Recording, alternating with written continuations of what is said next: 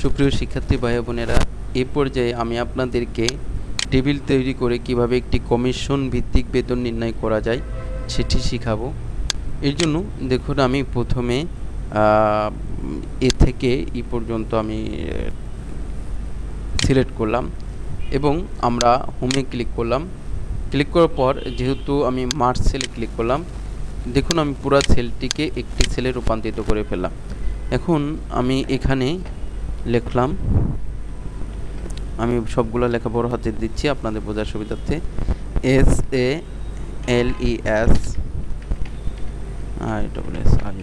Commission of ABCOMPANY company. সুপ্রিয় শিক্ষার্থী বন্ধুরা, এখানে আপনাদের একটি প্রবলেম হতে পারে, সেটি হচ্ছে আমার যদি লেখাটি লেফটে থাকে তাহলে দেখুন এরকম দেখা যেতে পারে। তো আমি এরকম থাকলে কি করব, সেন্টারেই ভাগ কি করে নেব। সেক্ষেত্রে আমি সেন্টার এটিতে একটি ক্লিক করব, তাহলেই আমার লেখাটি সেন্টারে চলে আসবে। এরপর আমি এই ঘরটির মধ্যে লিখলাম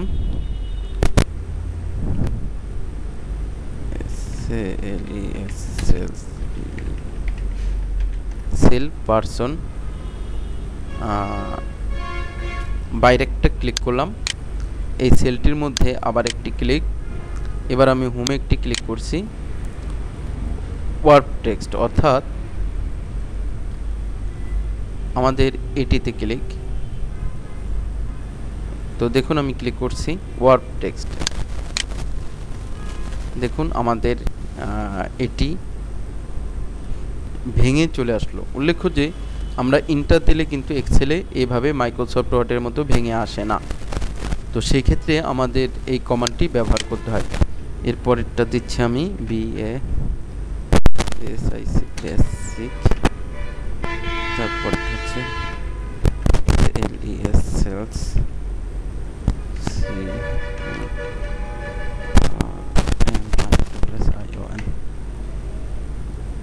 সুপ্রিয় শিক্ষার্থী বন্ধুরা, এখানে দেখুন সেলটি ভেঙে গেল। এই প্রক্রিয়ায় আমরা সেলটিকে ঘরটিকে একটু বাড়ানোর প্রয়োজন মনে করলে আমরা মাউস পয়েন্টারটা এখানে নিলে যখন কার্সরের আকৃতিটা এরকম আসে, ক্লিক করে ধরে একটু ডান দিকে টেনে দিলেই আমাদের এই ধরনের চলে আসবে।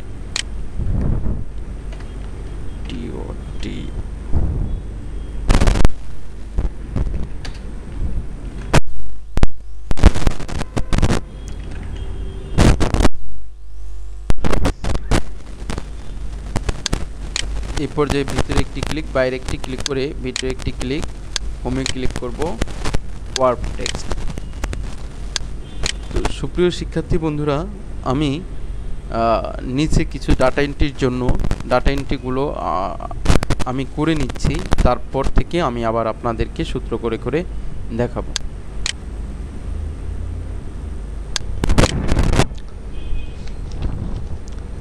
সুপ্রিয় শিক্ষার্থী ভাই বোনেরা, ধরুন কোনো বাণিজ্যিক প্রতিষ্ঠান তাদের তৈরি পণ্য বিক্রয় করার জন্য কয়েকজন বিক্রয় প্রতিনিধি নিয়োগ করল। প্রতিনিধিদের মোট মাসিক বেতন এইভাবে ধার্য করা হলো যে মূল বেতন এবং বিক্রয়ের পরিমাণ এর উপর কমিশন। ধরুন প্রতিনিধিদের বিক্রয়ের উপর ভিত্তি করে কমিশন দেবে। শর্ত হলো যদি বিক্রয় 1000 টাকার কম হয় তাহলে কমিশন 2.5%, বিক্রয় যদি 1000 টাকা থেকে 3000 টাকা হলে কমিশন 5%, বিক্রয় 3000 টাকার উপরে এবং 5000 টাকার মধ্যে হলে কমিশন 7%, বিক্রয় 5000 টাকার ঊর্ধ্বে হলে কমিশন 10%। তো আমি কমিশন ভিত্তিক বেতন নির্ণয়ের জন্য দেখুন একটি ছক তৈরি করেছি। এখন আমাদের আমি এই ঘরে কমিশন বের করব। এর জন্য আমরা সূত্র টাইপ করব। আমি এই সূত্রগুলো আপনাদের নোটপ্যাডে দিয়ে দিয়েছি, তো আপনারা একটু কষ্ট করে নোট। সুপ্রিয় শিক্ষার্থী ভাই বোনেরা, দেখুন আমি এই ঘরে এইখানের এই সূত্রটি টাইপ করেছি। আপনাদের এই সূত্রটি আমি নোটপ্যাডেও দিয়ে দিয়েছি কমিশনার, অর্থাৎ আমি একটু বুঝিয়ে দিচ্ছি। দেখুন, ইফ যদি C3 অর্থাৎ C3টা হচ্ছে আমাদের এই সেলস, যেহেতু আমরা সেলসের উপরে কমিশনটা দিব, C3 যদি 10,000-এর বেশি হয় তাহলে তাকে 2.5% কমিশন মোট টাকার। আর যদি আমাদের এটি যদি যদি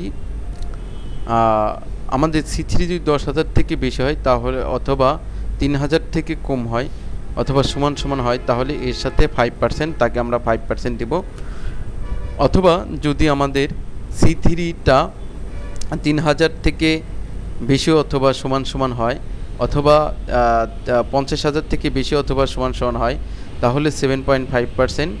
ইফ C3 যদি আমাদের 5,000 থেকে বেশি অথবা 50,000 থেকে বেশি অথবা সমান সমান হয়, তাহলে দেব 10%। দেন ইন্টার প্রেস করলে আমাদের এটি আসবে। তো দেন আমরা এখানে আমরা টেনে দেব টোটাল স্যালারি। তাহলে টোটাল স্যালারিটা তার কত হবে? তার যে বেসিক এবং যে কমিশন, এই দুটো মিলেই কিন্তু তার টোটাল স্যালারিটা হবে।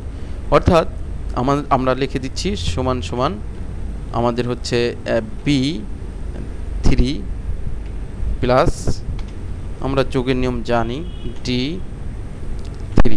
দেখুন, অর্থাৎ এই B3 আর এটি হচ্ছে D3, এই দুটোকে যোগ করলে যেটা আসবে সেটাই হচ্ছে আমার টোটাল স্যালারি। তো এখন এখানে আমরা টেনে দিলেই চলে আসবে। তো দেখুন, আমরা খুব সহজেই এবং কত সহজেই সুন্দর একটি স্যালারি শিট তৈরি করে ফেলতে পারলাম। আশা করি আপনারা সকলে এটি করে করে দেখবেন। আশা করি আপনারা সকলে এটি বুঝতে পেরেছেন। আর আপনাদের বোঝার সুবিধার্থে আমি এটি আপনাদের সিডির সাথে দিয়ে দিয়েছি, যাতে আপনারা এখানে এটিকে ওপেন করে এবং এই ধরনের টেবিল করে করে করতে পারেন। সাথে আমি সূত্রের নোটপ্যাডটিও আপনাদেরকে দিয়ে দিয়েছি। তো আশা করি আপনারা মনোযোগ সহকারে করবেন। ধন্যবাদ সবাই।